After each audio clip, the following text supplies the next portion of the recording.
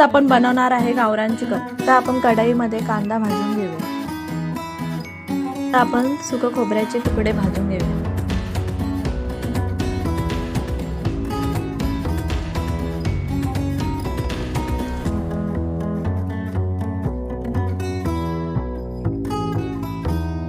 गरम मसाला पण भाजून घेऊया।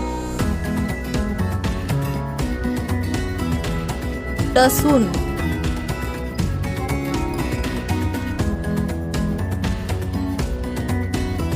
हळद, गरम मसाला, तिखट मसाला, चिकन मसाला,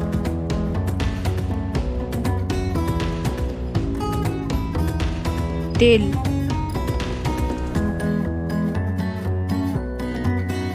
मीठ,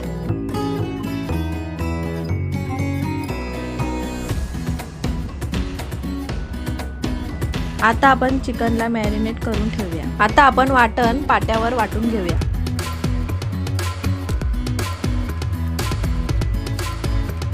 तेल, कढीपत्ता, कांदा, मॅरिनेट केलेलं चिकन,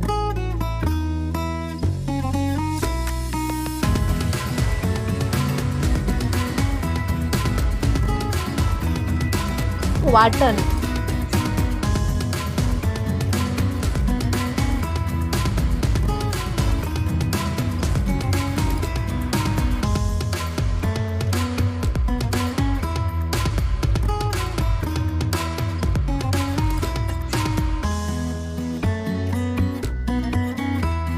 आपण आता ह्याला करवंटीचा दम देऊया।